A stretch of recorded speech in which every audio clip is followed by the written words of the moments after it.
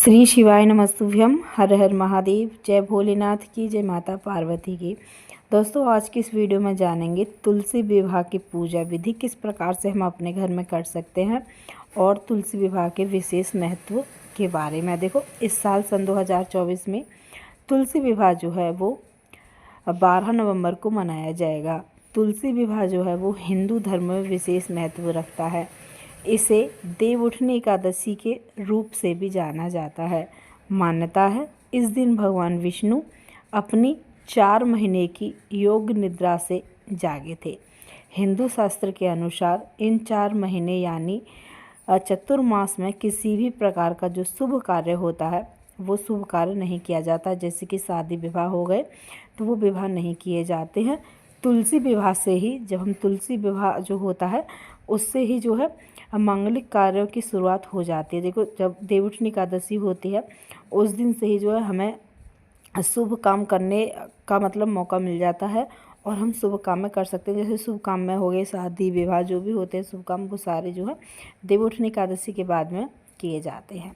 ऐसी मान्यता है कि जो घर में तुलसी विवाह एवं पूजा का आयोजन करता है उसके घर में, परिवार में कलेश तथा विपत्तियां दूर हो जाती हैं और साथ ही धन संपदा में वृद्धि होती है। उसके जीवन में धन की कोई कमी नहीं रहती है। माता लक्ष्मी, भगवान विष्णु का आशीर्वाद जो है वो बना रहता है। तो देखो, यहाँ पे हमने आपको बताया था तुलसी विवाह के महत्व के बारे में। अब यहाँ पे हम बात करेंगे कि अगर आप अपने घर में अकेले हैं तो तुलसी विवाह की जो पूजा होती है वो आप किस प्रकार से कर सकते हैं और आपको कौन कौन सी सामग्री लेनी होती है। तो जैसे कि इस साल सन 2024 में तुलसी विवाह जो है वो 12 नवंबर को मनाया जाएगा और तुलसी जी की पूजा की जाएगी, तुलसी जी का विवाह कराया जाएगा। तो आज की बहुत ही छोटी सी वीडियो में बहुत ही साधारण और बहुत ही सरल तरीके से आज आपको इस वीडियो में बताएंगे। तो यहाँ पे जब आप तुलसी विवाह करें, जिस दिन भी आप तुलसी विवाह करें, जैसे कि देवउठनी एकादशी वाले दिन जब आप तुलसी विवाह करें तो आपको क्या करना है कि आपको सुबह उठ जाना है। उठ के आपको स्नान वगैरह कर लेना है। साफ सुथरे जो वस्त्र होते हैं वो आपको धारण कर लेने हैं। अब देखो, तुलसी विवाह वाले दिन जब आप तुलसी माता की पूजा करें, उनका विवाह कराएं, तो उस दिन जो है आपको सुबह से शाम तक व्रत रखना होता है। तो इस बात का आपको विशेष ध्यान देना होता है। तो जब आप तुलसी विवाह कराएं तो आप जो है इन सारी चीज़ों का बड़ा विशेष ध्यान दीजिएगा। अब यहाँ पे आपको पूजा की जो सामग्री होती है, जो पूजन की सामग्री लगती है तुलसी विवाह में, वो पूजन की सामग्री यहाँ पे इकट्ठा करनी होती है। तो आपको एक तुलसी का पौधा ले लेना है जो कि आपको एक गमले में लगा लेना है। उसके बाद में आपको अपने पास में भगवान विष्णु की कोई प्रतिमा हो वो प्रतिमा आप ले लीजिएगा और जो सुहाग का सामान होता है वो सारा सुहाग का सामान जो है वो आप यहाँ पे ले लीजिएगा। सुहाग के सामान को आपको माता तुलसी जो होती हैं उनको समर्पित करना होता है। हिंदू रीति रिवाज के अनुसार तुलसी विवाह के दिन उपवास रखा जाता है जो विवाह संपन्न होने के बाद खोला जाता है। इस दिन फूल या जो साड़ियाँ होती हैं उनसे मंडप सजाया जाता है। अगर आपके पास में फूल या साड़ी नहीं है तो जो केले होते हैं ना, उसके पत्ते से भी आप मंडप सजा सकते हैं। तो आप मंडप को तैयार कर लीजिएगा। फिर तुलसी का जो पौधा होता है उसे और भगवान विष्णु की जो भी कोई प्रतिमा हो आपके पास में, उनको स्नान कराया जाता है।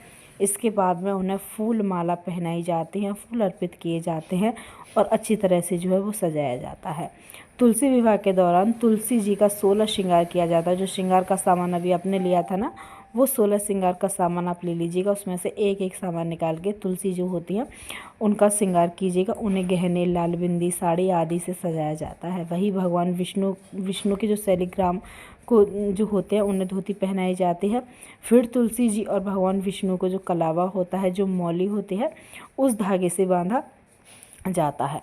तुलसी विवाह पुजारी और सभी आयु की महिलाओं द्वारा संपन्न कराया जा सकता है। तुलसी विवाह के समापन पर भक्तों द्वारा नवविवाहित युगल पर चावल और सिंदूर की वर्षा होती है। साथ ही सभी भक्तों को भोग वितरण किया जाता है। अब देखो, आपके घर में जो भी भोग की चीज़ें बनी होती हैं वो सारा भोग पहले आप लगा दीजिएगा। फिर भोग को जो है प्रसाद के रूप में सबको बांट दीजिएगा। और भगवान विष्णु और तुलसी का विवाह जो है आप किसी पुजारी द्वारा ही संपन्न कराइएगा, क्योंकि इसमें बहुत सारे जो मंत्र होते हैं ना वो पंडित ही बोल सकते हैं। तो आप जब तुलसी विवाह कराएं तो उस विवाह में आपको पंडित जी को ज़रूर शामिल करना है। और जो आपके घर में जितने भी सदस्य होते हैं, जैसे कि आपके बड़े बुजुर्ग जो होते हैं, उनको भी आप सब इस पूजा में शामिल कीजिएगा।